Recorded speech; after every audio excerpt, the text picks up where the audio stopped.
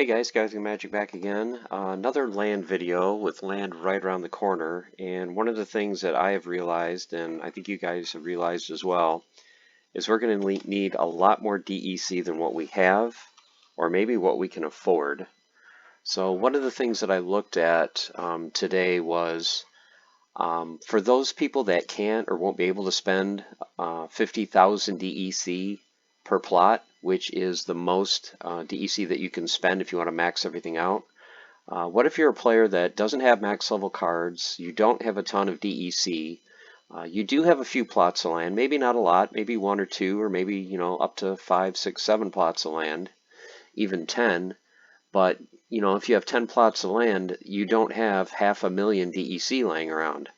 What are some options that you can do to try to get a decent amount of production points on your plot of land and try to keep your cost under around $50 total? So right now, if you were just going to spend the 50,000 DEC just to max out your land, it's going to cost you $42.50 per plot just in DEC, and that does not include the cost of the monsters. So what I wanted to try to focus on is let's try to focus on spending under 20,000 DEC per plot and still keep your cost at like 50 bucks or less, and that's including the monsters. So let's see if we can come up with some options to get your monsters plus your DEC per plot to be 50 bucks or less. So here are some options that I looked at today. The first option is, let's say you just got 3 BCX of a rare in gold foil version. Now right now on the marketplace, if we go to the market and we look at rare gold foils, they're usually just slightly above $2, say $2 to $2.25 each. So you're looking at somewhere around $6 to $7.50 to get 3 copies of those to have a 3 BCX rare gold foil. And those 3 BCX are going to get you about 545 base production points. If they're the correct splinter and you get that 10% bonus, you're going to end up with around 600 points for that one monster that you have staked. Since you're only using 3 BCX for the rare, and rares take 22, you're only using a little over 13% of the total max BCX for that card, and that's going to be the DEC cost, because the cost is based on the percentage of max that the card is. So since the card is 3 BCX out of 22, it comes out to be 13.6%. So you're looking at 1,364 DEC that you will have to stake for that 3 BCX rare gold foil. Now 1,364 DEC right now, and the calculation that I'm using is I'm saying DEC right now is, I'm rounding it up a little bit, is basically 85 cents per thousand. I think it's slightly below that, but for this video, that's what I calculated everything on. So if you did that and you said, okay, I'm just going to get 3 BCX of rare gold foil, I'm going to get 600 points per monster.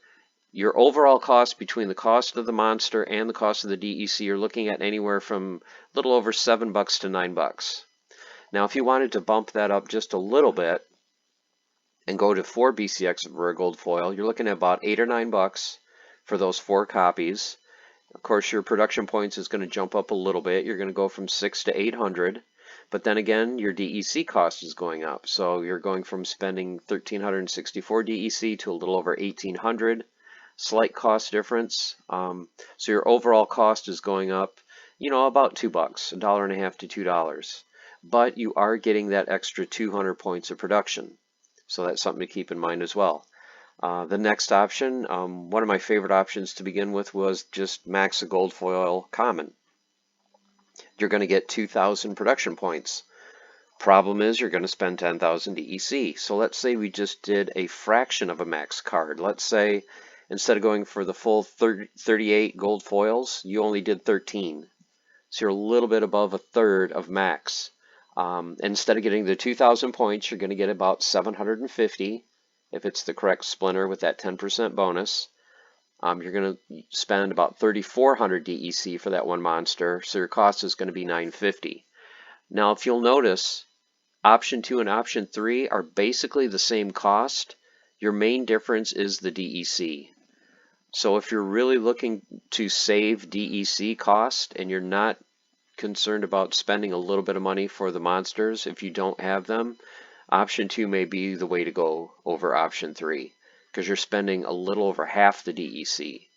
So keep that in mind. If you just wanted simply to buy, hey, I just want to get one gold foil epic, that's 600 points.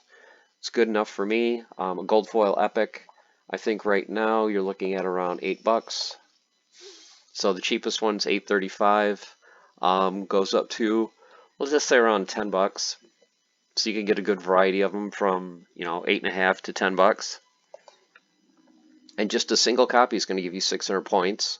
The correct splinter will bump it up to 660.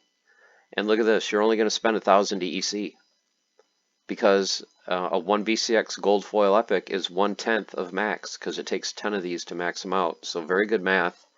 So if you're looking for the least amount of DEC to spend to get a decent amount of points per monster, even though it's going to cost $8.50 to $10, you're only going to have to worry about getting less than $1 worth of DEC. So your total cost is going to actually be maybe slightly cheaper than your other two options of the gold foil commons or rares. So even though your monster cost is higher, your DEC cost is a little bit less. Another option would be, hey, let's just get a legendary. Let's get 3 BCX of a legendary. I'm going to get a little over 400 points. If it's the right splinter, I'll get about 450. 3 BCX, it takes 11 to max it out, so that comes out to about 2,700 DEC, and the cost is 450 to 7. So this is going to be probably one of your most cost-effective ways to put a monster on your plot of land. The legendary does not cost much. If you look right here, let's just take a quick look. Let's look at regular legendaries. So Heartclaw, Jinbilka, 65 cents. Actually, the cheapest fire one that I saw earlier was Countess Sinesh for $1.50, so it'll actually be a little bit less than that. So if you knock these two off the list, let's see. Well, it looks like Life would be the only one that would be above $1.50. But then again, most of the land plots allow you two different choices of splinters. But I use for the example anywhere from 65 cents to $1.50. So for legendary, you're looking at to get 3 BCX anywhere from $2 to $4.50. You're going to get 450 points, 2,700. Decent price, 450 to 7 for that plot. And then finally, epics are cheap. If you just look at regular epics, you can get regular epics for 10 cents. So I'm like, okay, that's easy math. 15 of them, about $1.50. You're going to get almost the exact same amount of production points as you would 3 legendaries. But since it is basically a third maxed out, you're going to spend a little bit more in DEC. So your cost is going to be a little bit higher in DEC, but your overall cost is going to be cheaper, depending on the splinter legendary you got. So once again, it's the question of, for the same amount of production points, are you more concerned about the cost of the monster or the cost of the DEC? But either way, your overall cost is going to be, probably right around $5. So just to kind of give you an example of how all this would work on a plot of land, I have a plot of land in region 43, track 6, slot 8. It's a rare mountain. So if I wanted to go with 5 different options, just to kind of see what my overall cost would be, I want to pick fire and death monsters to get the 10% bonus. So if I did one of each of these, I said, okay, I'm going to get a 4 BCX rare gold foil. I'm going to get 13 of a gold foil common. I'm going to get a gold foil epic, 3 cheap legendaries, probably a Heartclaw, and then maybe 15 revealers, for $1.50. What am I looking at as far as how many points am I going to get? How much DEC am I going to have to spend?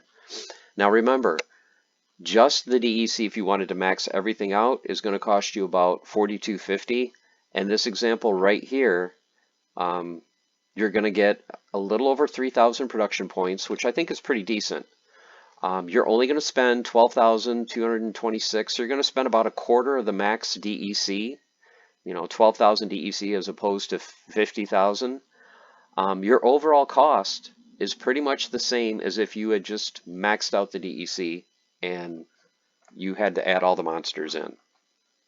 So basically all your monsters would be free, you know, in that example. So 3,000 points, 12,000 DEC, you're looking at a total of 37 to 42.50. Now that's including the monsters that you're going to have to buy if you don't have them, and the DEC if you don't have them. So if you're basically starting from scratch, you can get, you know, 3,000 points on a plot of land for, you know, around 40, 42 bucks. So I think that's pretty good.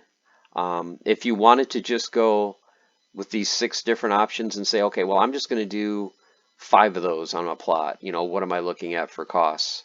So for those options, if you're just going to say, hey, I'm just going to do 3 BCX rare gold foil, and I'm going to do that 5 times on my plot of land, you know, what am I going to get?